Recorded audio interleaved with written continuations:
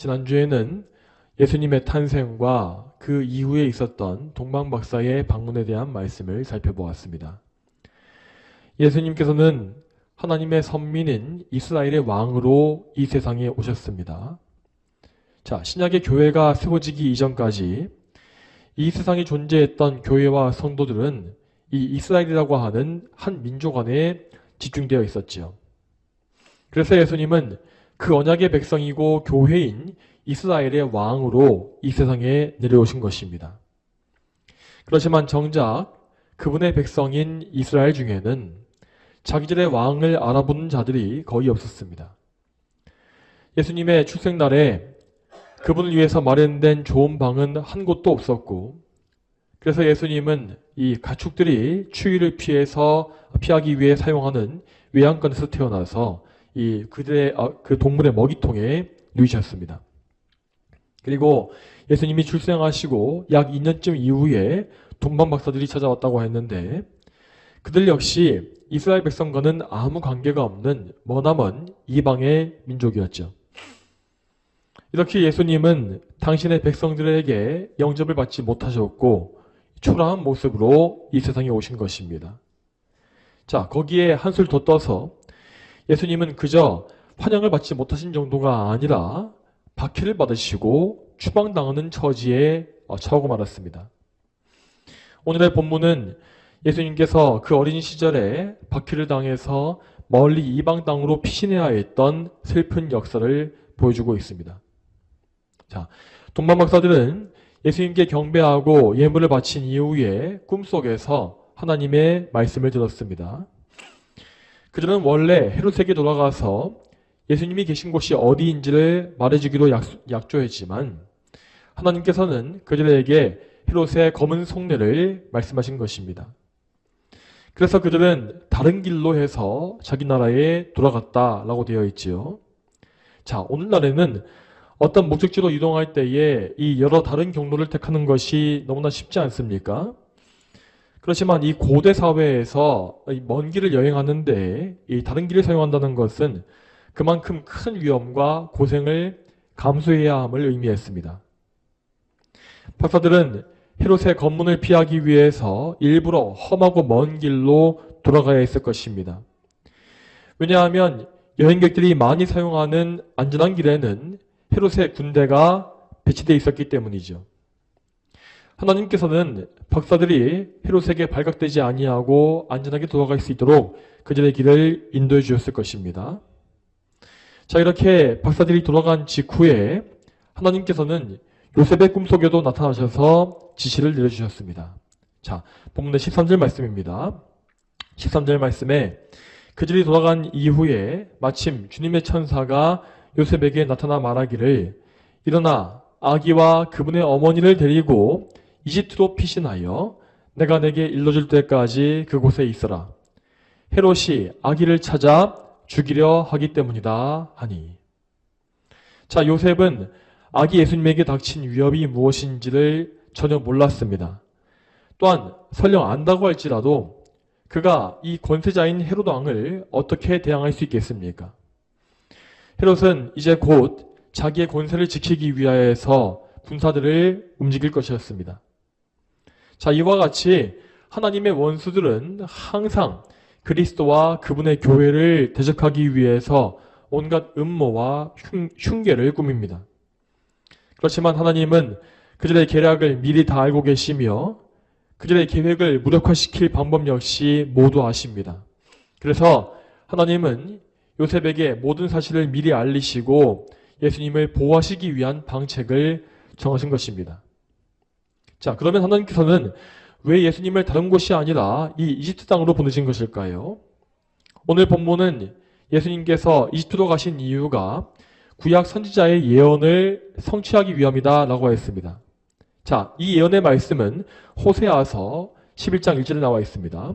자, 호세아 11장 1절 제가 읽겠습니다. 이스라엘이 어렸을 때에 내가 그를 사랑했으며 이집트에서부터 내 아들을 불러내었다. 자, 그런데 이 말씀이 기록되었을 당시에 분명히 이 구절이 1차적으로 가리키는 것은 예수님이 아니라 이스라엘 백성이었습니다. 자, 즉 이 구절에서 하나님은 이스라엘의 출애굽 사건을 언급하시면서 이스라엘이 이러한 하나님의 은혜에도 불구하고 그분을 배반했다는 사실을 지적하신 것입니다. 그러면 이 복음서의 저자인 마태는 호세아 11장 1절을 왜 예수님께 적용했던 것일까요? 여기에서 마태는 이스라엘 백성의 역사가 예수님의 생애 속에서 재현됐다는 사실을 말하고 있는 것입니다. 자, 여러분, 구약에서 이스라엘 백성은 하나님의 아들이다 라고 불린 바가 있었습니다.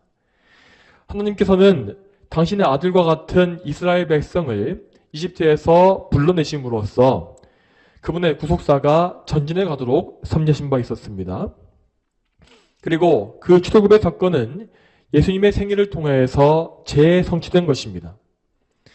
하나님께서는 당신의 친아들이신 예수님을 이집트에 보내셨지만 그곳에서 구해내시고 다시 가나안 땅에 돌아오게 하셨습니다. 만일 예수님께서 이집트를 떠나지 못하시고 평생 거기에 사셔야 했다면 그분의 구속사역은 전혀 이루어지지 못했겠지요. 그렇지만 하나님은 예수님을 이집트에서 불러내심으로 말미암아 당신의 구속사역이 온전히 성취되게끔 역사하신 것입니다.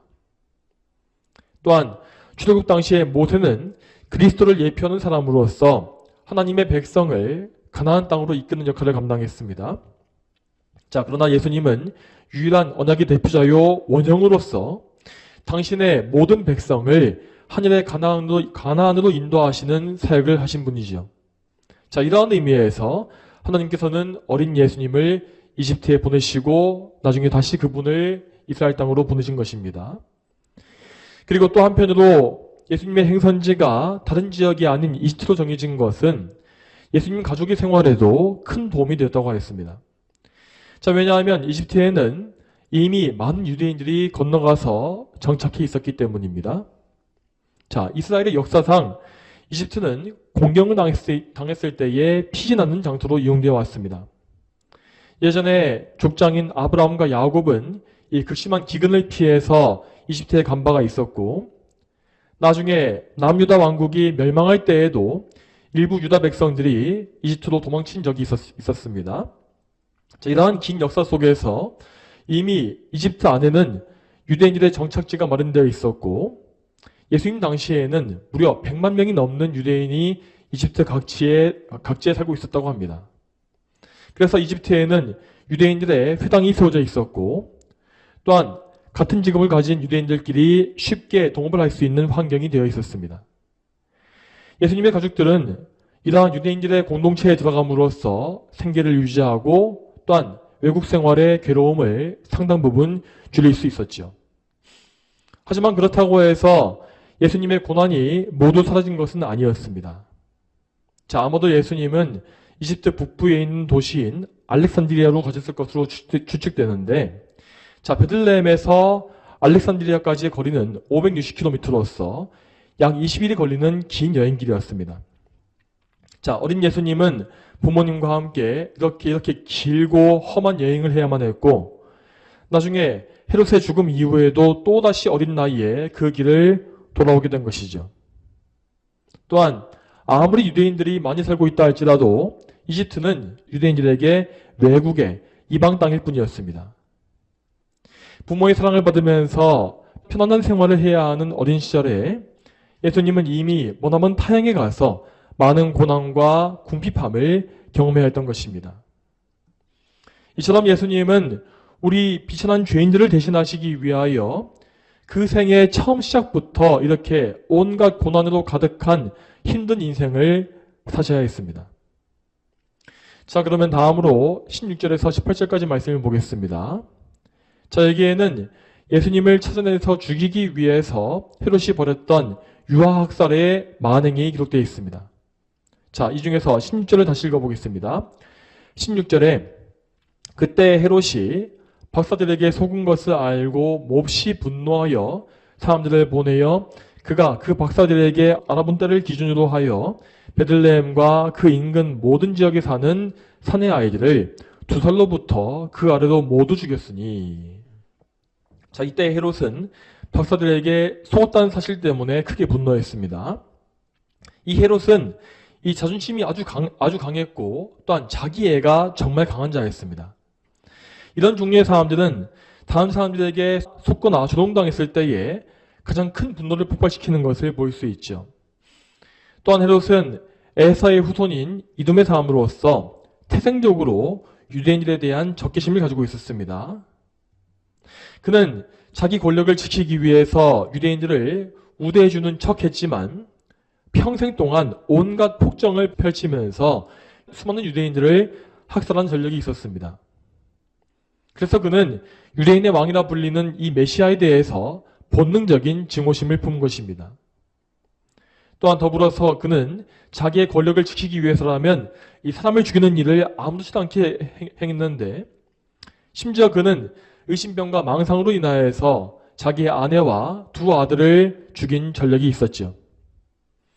이처럼 잔인한 헤롯은 매우 격분한 상태에서 정말 비이성적이고 악독한 명령을 또 내리고 있습니다. 그는 어떻게든 예수님을 잡아 죽이기 위해서 표적의 범위를 최대한으로 잡았습니다. 그래서 그는 베들레헴뿐만 아니라 그 인근의 모든 마을로 군사를 보냈고 또한 2살 아래의 모든 남자아이를 다 죽이게끔 명령한 것입니다. 이 본문에는 헤롯이 명령한 지역이 어느 정도까지인지 정확히 나와 있지 않지만 수백 명의 아이가 죽었을 것은 분명한 사실입니다. 자, 그런데 이 본문은 신학자들 사이에서도 상당한 난제로 여겨지고 있습니다. 어떻게 선하신 하나님께서 이러한 일을 허락하실 수 있겠는가 라는 논쟁이 있었기 때문이죠. 그렇지만 여기에서 우리가 반드시 가져야 할 전제가 있습니다. 그것은 인간이 행한 악한 일에 대해서 하나님을 비난하지 말아야 한다는 사실입니다. 여러분, 예수님의 시대뿐만 아니라 지금도 악인들이 죽임당하는 일은 비일비재합니다. 특히 오늘날 현대의 사람들은 헤롯의 범죄를 악하다고 비판한 자격이 전혀 없습니다. 왜냐하면 지금은 낙태로 인하여서 무고하게 태중에서 죽어나가는 아이들이 정말 수천만 명이 더 되는 그런 시대이기 때문입니다.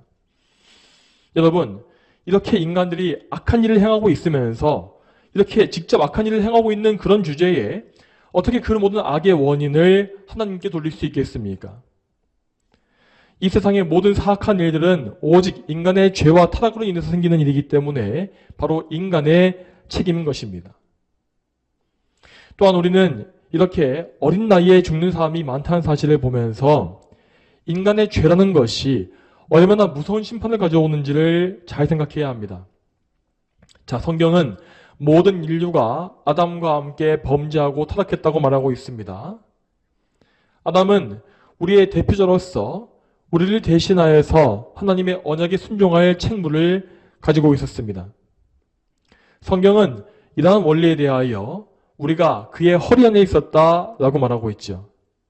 그런데 아담은 우리 모두의 대표자로서 하나님을 거역하고 범죄한 것이므로 우리는 그의 허리 안에서 그와 함께 범죄한 것과 같아졌습니다. 이처럼 모든 인류는 아담과 함께 그의 안에서 함께 범죄하고 타락하게 되었으며 그래서 처음부터 이미 이 죄성을 유전받은 죄인으로 나오는 것이죠. 다시 말해서 죄인은 태중에 잉태되는 순간부터 이미 죽어 마땅한 죄인으로서 시작되는 것입니다. 우리는 결코 이 사실을 부정할 수 없습니다. 왜냐하면 성경이 이 사실을 명확히 증거하기 때문입니다. 시편 51편 5절 말씀에서 다윗은 이렇게 말하고 있습니다. 시편 51편 5절 말씀에 보소서 내가 태어날 때부터 악하였고 내 어머니가 잉태할 때부터 죄가 있었습니다. 아멘. 자, 그렇기 때문에 사실상 아담과 하와를 포함해서 모든 인류는 에덴 동산에서 이미 멸망해서 지옥에 다 들어갔다 할지라도 아무런 할 말이 없는 것입니다. 이 세상에 태어나 볼 필요도 없이 이미 그 동탄에서 모든 인류는 멸망받아 마땅한 죄인으로 망하고 말았습니다. 그러므로 모든 사람이 이렇게 태어나서 살 수 있는 기회를 받는 것은 그저 하나님의 은혜와 무한한 인내 덕분입니다. 그러므로 우리는 이 사건에서도 하나님이 오직 의로우시다는 사실을 인정해야 합니다.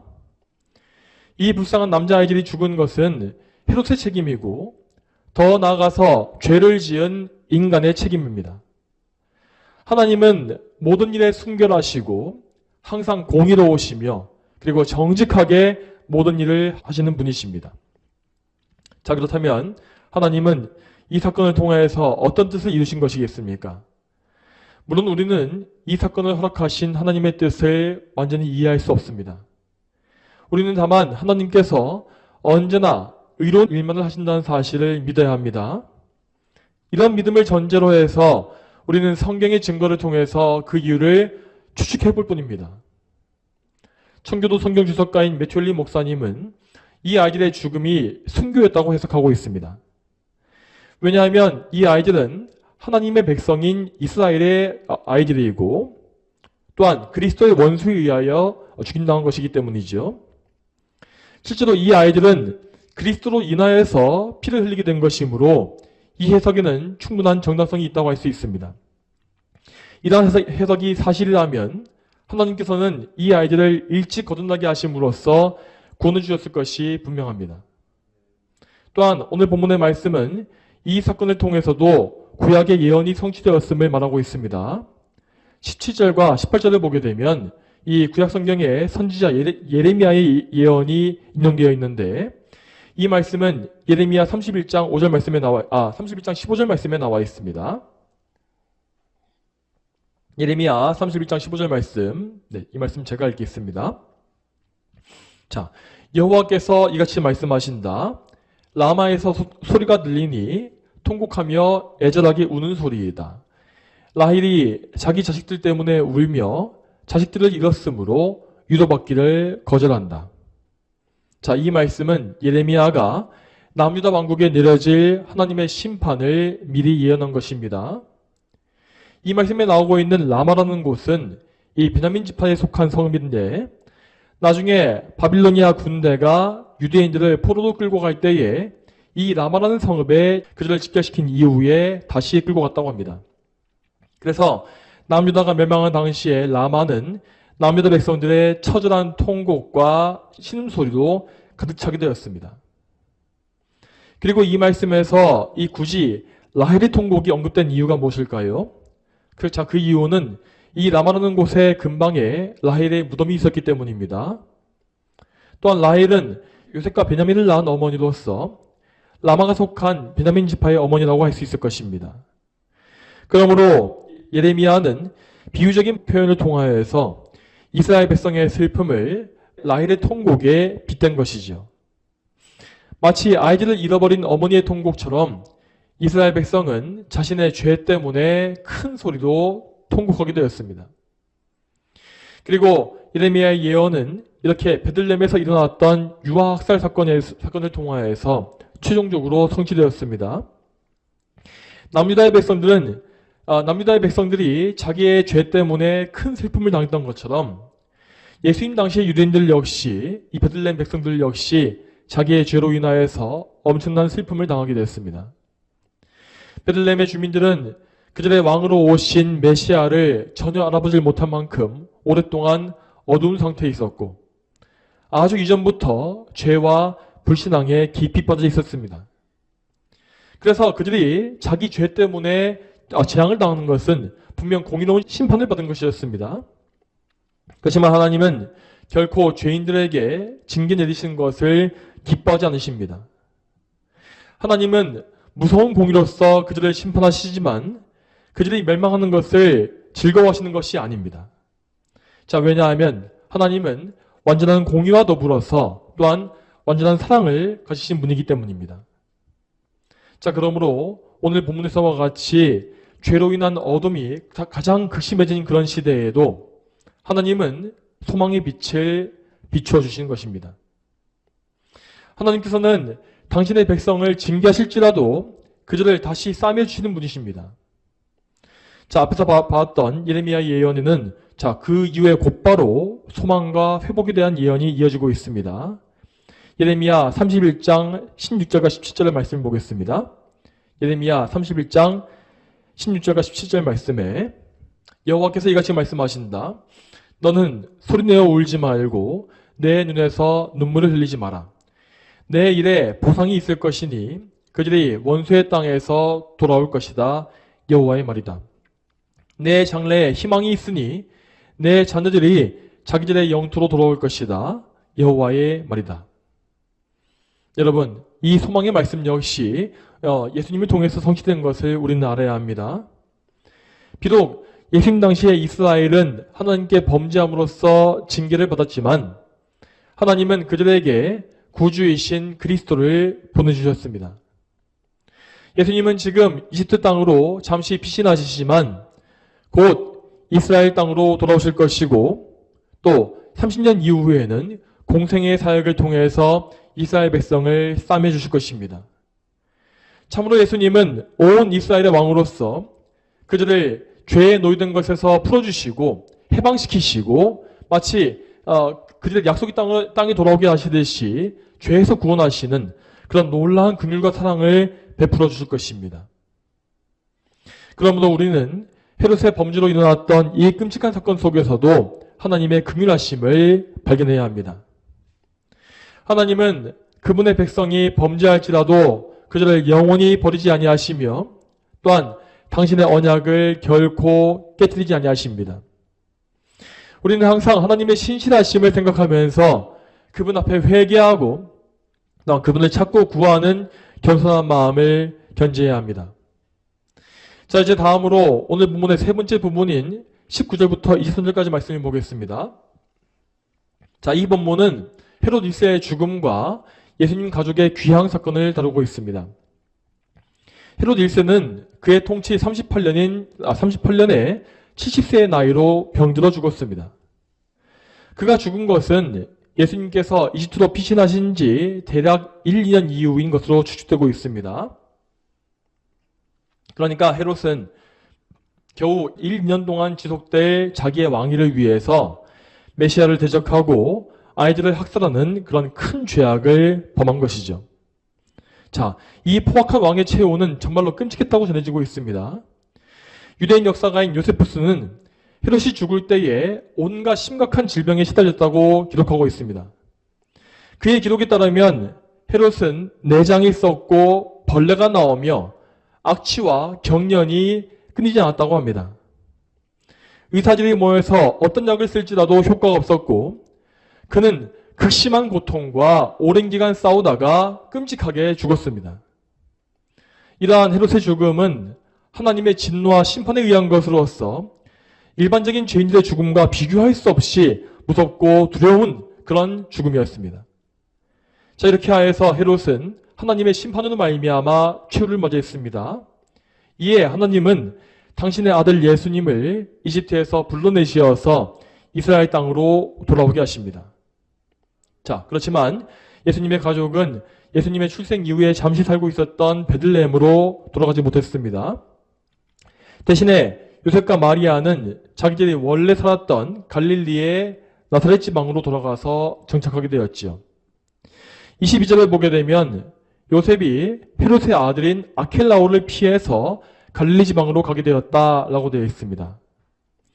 이 사건을 이해하기 위해서는 당시의 역사적인 배경을 살펴볼 필요가 있겠습니다.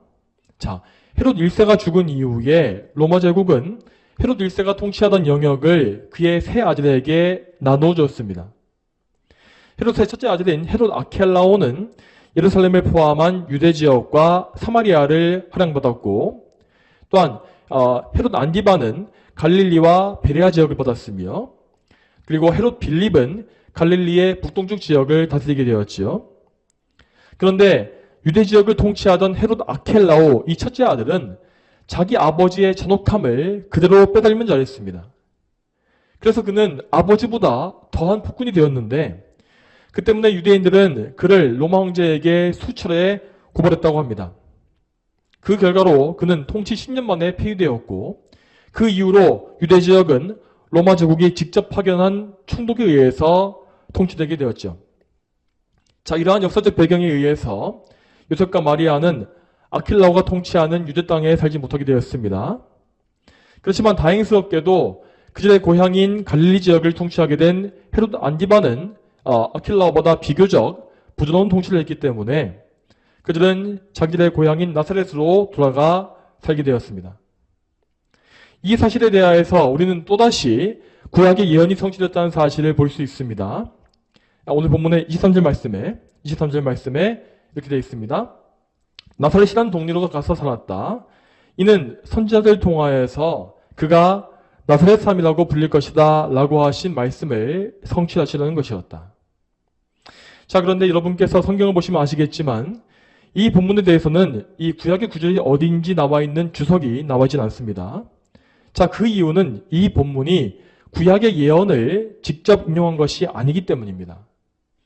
그러면 이 본문은 어떻게 해서 예언을 성취라고 할 수 있는 것일까요? 이에 대해서는 학자들마다 여러 견해가 있지만 그 중에 가장 타당하고 성경적인 견해는 이 말씀이 이사야 11장 1절에서 나왔다는 것입니다.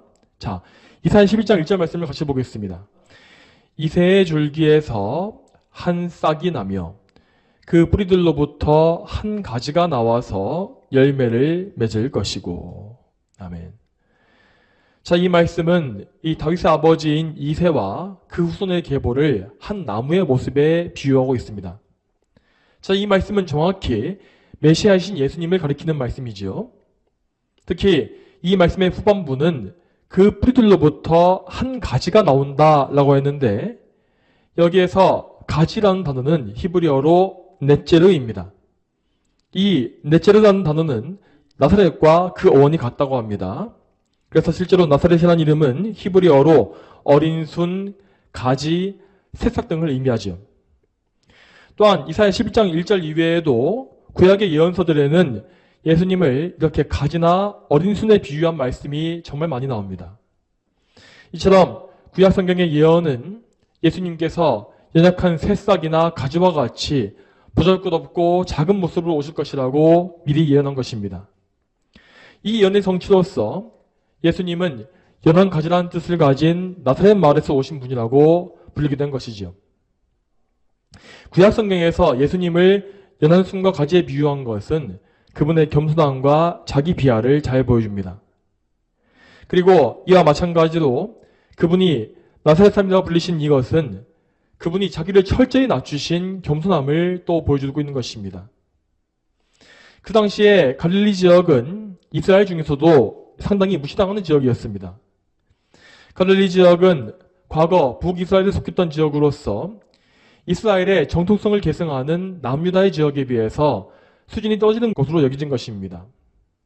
그리고 그 갈릴리 중에서도 나사렛은 정말 아는 사람이 거의 없는 시골의 깡촌에 불과했죠. 그래서 예수님의 제자로 부름받았던 나다나엘 역시 예수님에 대해서 처음 들었을 때에 나사렛에서 무슨 선한 것이 나올 수 있겠느냐라고 비아냥거린 것입니다. 여러분, 이처럼 예수님의 일생은 그 시작 이후로 계속해서 낮은 곳으로 내려가시는 삶이었습니다. 그분은 짐승들의 위안간에서 태어나서 머나먼 이방 땅에 쫓겨나셨으며 고국에 돌아오신 이후에도 가장 멸시받는 지역인 나사렛에서 25년간을 가난한 목수의 아들로 조용히 사셨습니다. 그분은 자기의 때가 이르기 전까지 자기를 드러내지 아니하였고 그저 율법에 순종하고 부모에게 순종하는 삶을 사신 것입니다. 여러분, 이와 같이 예수님께서 30년 동안이나 은과의 삶을 사신 것은 절대 시간을 낭비하신 것이 아니었습니다. 예수님은 참으로 우리 죄인들을 대신하시기 위하여 죄인들과 똑같은 인생의 역경과 고난과 삶의 슬픔과 괴로움을 다 통과하시기 위해서 이 30년간의 삶을 버티신 것입니다. 여러분, 예수님의 고난은 결코 그분의 십자가에서만 이루어진 것이 아닙니다. 예수님은 33년간의 생애 전체에서 우리를 위하여 고난받으시고 우리의 짐을 대신 져주신 것입니다. 이사야에서 53장 2절 말씀을 말씀하시기를 예수님께서 슬픔을 많이 맛보고 병고를 앓는 사람이다 라고 했습니다. 이 말씀과 같이 예수님은 우리가 평생에 당하는 질병의 고통이나 인생의 여러 가지 슬픔을 다 경험하심으로써 경험적으로 아시는 분이십니다. 물론 그분은 하나님이시기 때문에 굳이 직접 겪지 않을지라도 그 모든 고통을 다 아실 수가 있습니다. 그렇지만 예수님은 우리와 똑같은 사람이 되시기 위해서, 또 우리의 짐을 대신 져주시기 위하여서 그 모든 인생의 고난을 친히 다 당하신 것이지요.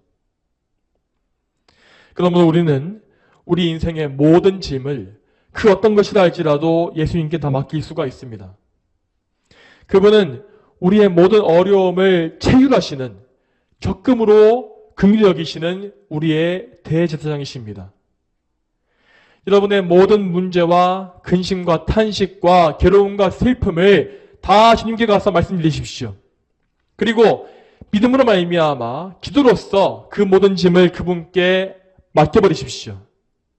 그래야만 예수님은 여러분을 긍휼히 여기실 것이며 여러분의 모든 무거운 짐을 대신 맡아주실 것입니다. 자, 이제 마지막으로 오늘 본문에서 우리 삶에 직접 적용할 수 있는 사항들을 살펴봄으로 설교를 마치겠습니다. 자, 오늘 본문은 예수님의 출생 이후에 벌어진 사건들이 모두 하나님의 주권적인 역사로 이루어진 것임을 말해주고 있습니다. 하나님께서는 당신의 작정과 섭리에 따라서 예수님의 생애를 인도하신 것인데, 자, 그 가운데에는 요셉과 마리아가 정말 이해하기 어려운 일도 많이 있었습니다. 오늘 본문에서 예수님과 그분의 가족이 이집트로 피신해야 했던 원인이 무엇입니까? 사실 그것은 돈만 박사의 방문 때문이라 할 수 있습니다. 자, 이 박사들은 왕이신 예수님께 경배하려는 순수한 목적을 가지고 그분을 찾은 것입니다. 하지만 그러한 과정 속에서 그들은 헤롯 왕에게 찾아가는 실수를 범했고, 그 일로 인하여서 예수님은 헤롯의 추격을 받게 되신 것이 아닙니까? 자, 요셉과 마리아는 예수님께 경배하는 돈만 박사들을 보면서 예수님이 어떤 분이신지를 다시금 생각하게 되었을 것입니다. 그러나 그들은 이 돈만 박사들의 방문 때문에 그들이 당하게 될 어려움은 전혀 상상하지 못하고 있었습니다. 자, 그런데 우리가 생각하기에 예수님께 경배하고 예물을 드리는 이 일은 이 좋은 결과를 가져오는 것이 맞을 것 같지 않습니까? 그렇지만 돈만 박사들의 방문과 그들의 경배는 오히려 최악의 결과를 가져온 것입니다. 자, 우리 사람의 생각으로는 이 모든 것을 이해하기 어렵지만 이 모든 것은 분명 하나님의 주권적인 섭리에 의해서 이루어진 일입니다. 예수 그리스도께서는 우리의 구원자가 되시기 위하여서 고난을 받으셔야만 했고, 또한 그분의 삶을 통해서 구약의 예언을 성취해야만 했습니다. 이러한 모든 목적을 이루시기 위해서 하나님은 헤롯 왕과 돈만 박사 모두를 선하게 사용하신 것입니다. 또한 이 과정에서 하나님은 예수님의 가족들을 정말로 선하게 인도하셨습니다. 먼저 하나님은 박사들의 예물을 통해서 요셉과 마리아가 먼 길을 여행하고 이집트에 정착할 수 있는 비용을 마련해 주셨습니다. 그리고 예수님 시대 이전부터 이집트 땅에 유대인의 거주지를 만들어 놓으심으로써 예수님의 가족이 이집트에 거주할 수 있는 환경 역시 만들어 두셨죠. 이처럼 하나님의 섭리는 그 어느 것 하나도 틀림이 없고 또한 완전히 공의롭고 선한 것입니다. 하나님은 영원하신 분이기 때문에 시간과 공간에 매이지 않으십니다.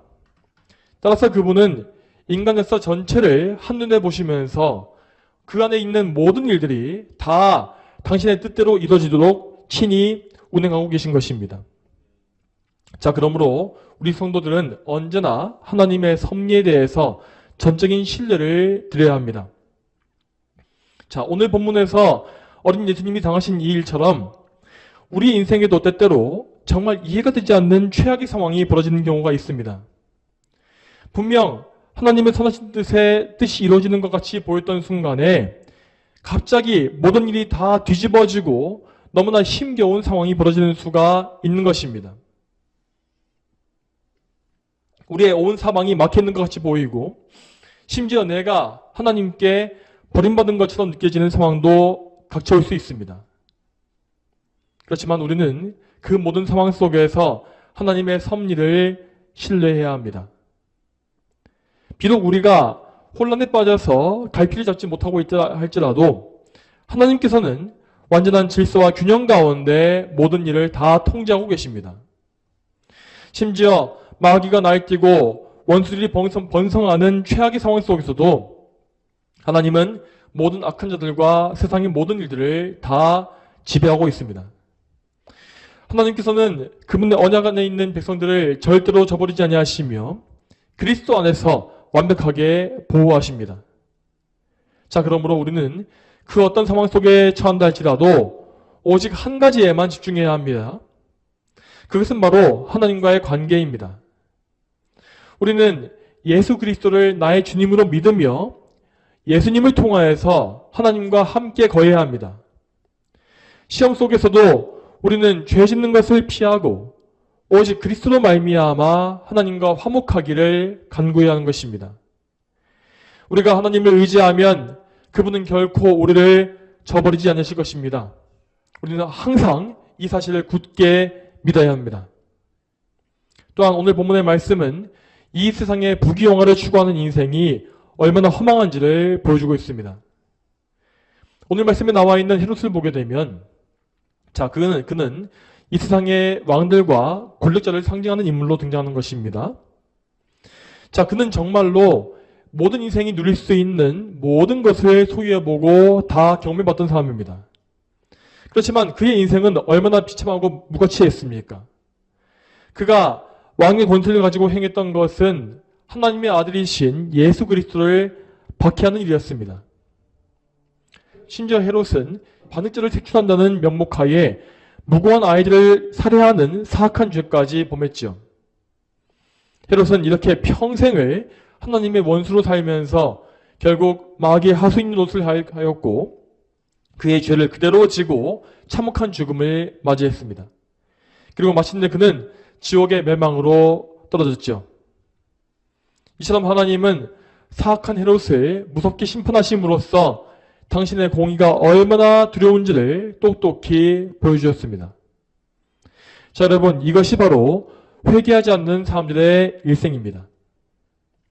불신자들은 저마다 수단과 방법을 가리지 아니하고 이 세상의 보화를 쟁취하기 위해서 자기의 삶을 다 허비합니다. 그렇지만 그들은 결국 죄와 마귀의 노예로서 비참한 인생을 살다가 영원한 하나님의 진노와 멸망에 떨어지는 것입니다. 여러분, 지금 우리는 절대로 이러한 어리석음을 범치 말아야 할 것입니다. 우리는 이 세상을 사랑하는 모든 마음과 생각을 전적으로 버리고 오직 우리의 왕이 되신 예수 그리스도를 바라봐야 합니다. 자, 오늘 본문에서 우리 예수님은 저 사악한 헤롯 왕과 완전히 정반대의 삶을 보여주십니다. 예수님은 이 세상의 왕이 아니라 하늘나라의 왕이십니다. 그래서 그분은 이 세상에 있는 무가치한 권세나 영광을 추구하지 않으신 것이지요. 예수님은 오직 하나님 아버지의 영광만을 위해 사신 것입니다. 그렇지만 이렇게 하나님의 영광을 추구하신 결과로 해서 그분은 이 땅에서 많은 고난을 통과해야 했습니다. 그분은 어린 시절부터 시작해서 33년 일생의 마지막까지 고생과 수고로만 가득한 생애를 사셨습니다. 자, 앞에서 잠깐 살펴봤던 이사야에서 53장 3절의 말씀은 그분의 일생을 이렇게 요약하고 있습니다. 이사야 53장 3절 말씀에 그는 멸시를 당하고 사람들에게 버림받았으며 슬픔을 많이 맛보고 병고를 앓는 사람이다. 마치 사람들이 외면하는 자와 같이 그가 멸시를 당하였고 우리도 그를 귀하게 여기지 아니하였다. 자, 이 세상 관점에서 보자면 예수님은 정말로 실패한 인생을 사신 것과 같았습니다. 그분은 사람들이 추구하는 세상의 좋은 것들을 아예 누려보지 못했고 또한 엄청난 능력과 권위를 가지셨으면서도 그것을 통해서 부귀영화를 얻지 못했습니다. 심지어 그분은 인간이 당할 수 있는 가장 끔찍한 고통과 그런 수치 가운데에서 죽음을 맞이하셨죠. 사람의 눈으로 보았을 때에 예수님의 인생은 이렇게 비참했습니다. 그렇기 때문에 이 세상의 많은 불신자들은 예수님에 대해서 온갖 어리석고 악한 평가를 내리고 있는 것입니다. 그렇지만 우리 예수님은 결코 어리석거나 무능해서 이러한 삶을 사신 것이 아닙니다. 그분은 분명한 목적을 가지고 자신을 낮추신 것이며 또한 이 세상의 헛된 영광을 의도적으로 버리고 멀리하신 것입니다. 예수님은 애초에 이 세상의 부귀영화 같은 것은 필요하지도 않으신 영원한 하나님이십니다. 자, 그러나 그분은 하늘의 보좌를 버리셨고 이 세상에 내려오셔서 고난받기를 자처하셨습니다. 예수님은 태어날 때부터 죽기 위해 태어나신 것이며 고난받기 위해 이 땅에 오신 것입니다. 그렇지만 예수님은 그 많은 고난을 통하여서 하늘의 영원한 영광을 추구하시고 또한 얻으셨습니다. 여러분, 그분이 지상에서의 삶을 통해서 얻으신 것은 크게 두 가지입니다. 첫 번째로 예수님은 하나님의 뜻을 성취하심으로써 하나님께 영광을 돌리셨습니다. 두 번째로 그분은 죄인들을 구원하심으로써 그분이 친히 구원하신 백성을 자기의 소유, 그분의 상급으로 받으신 것입니다. 이에 대해서 성경은 이렇게 말씀하고 있습니다. 이사야서 53장 11절 말씀입니다. 그가 자기 영혼에 수고한 것을 보고 만족할 것이니 내 의로운 종이 그의 지식으로 많은 사람을 의롭게 하며 또 그들의 죄를 친히 짊어질 것이다. 자, 여러분, 이처럼 예수님께서는 이 땅에서의 엄청난 희생과 수고를 통해서 당신의 백성을 값주고 사신 바 되었습니다.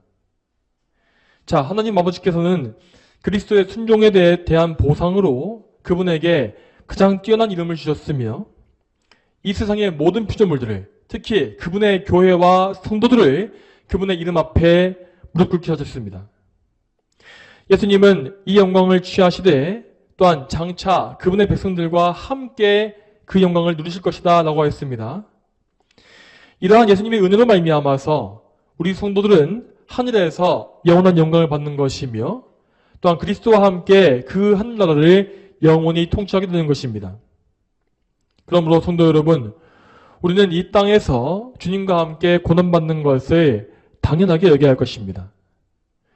여러분, 우리의 고난이라는 것이 무엇입니까? 자, 좁은 의미에서 고난은 믿음 때문에 받는 핍박과 박해를 말합니다. 이것이 사실 진정한 의미에서 고난입니다. 그렇지만 이렇게 극심한 극단적인 고난 이외에도 모든 그리스도인의 삶에는 항상 고난이 깃들어 있을 수밖에 없습니다.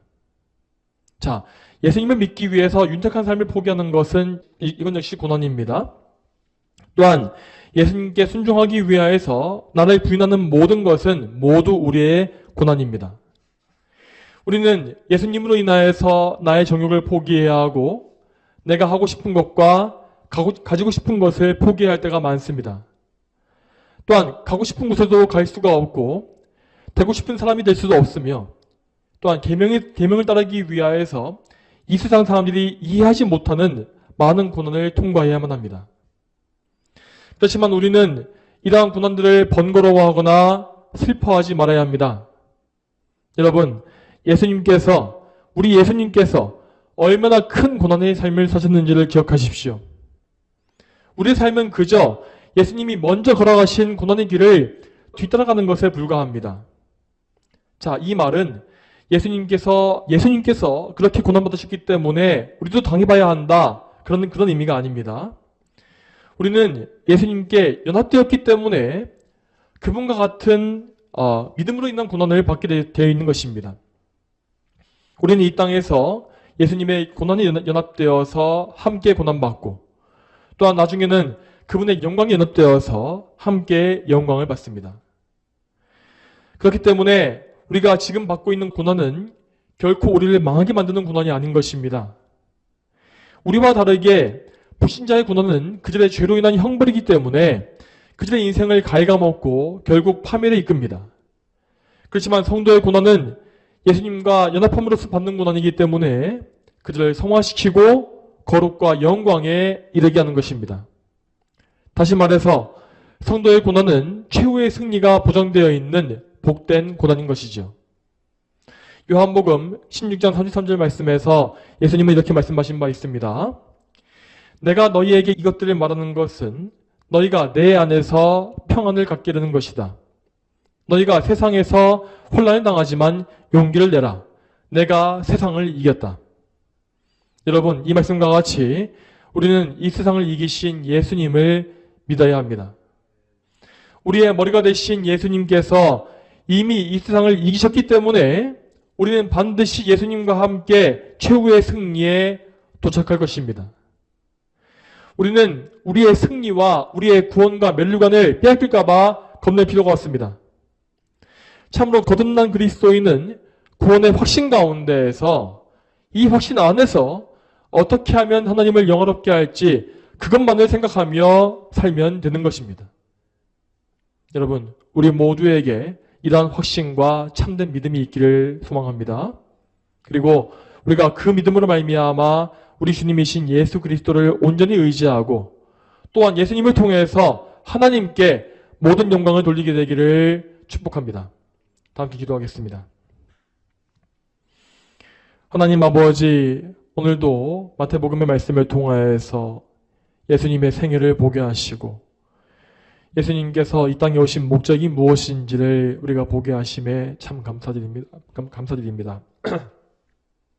예수님은 이 땅에 오심으로 말미암아 우리 죄인들을 구원하시기 위한 모든 사역을 담당하셨고 또한 구약성경에 예언된 하나님의 말씀들을 다 성취하시는 그러한 일생을 사셨습니다. 참으로 우리가 예수님께서 당하신 고난과 그분의 힘겨웠던 일생을 살펴보면서 예수님께서 우리를 대신하시기 위해서 또한 우리와 똑같은 그런 모습으로 사시기 위하여서 이렇게 고난받으신 것을 기억하게 해주시길 원합니다. 우리가 또한 이런 사실을 믿음으로 말미암아서 예수님께 우리의 모든 고통과 슬픔과 괴로움을 맡기게 하시고 우리가 우리의 문제를 해결하기 위해서 스스로 끙끙거리고 앓는 것이 아니라 오직 하나님께 모든 짐을 내어 맡기듯이 던져버리고 우리는 정말 하나님 안에서 즐거움과 평안 가운데 하나님을 영롭게 하는 그 모든 일에 우리의 목숨과 삶을 다할 수 있도록 인도하여 주시옵소서. 감사드리며 예수님의 이름으로 기도 올립니다. 아멘.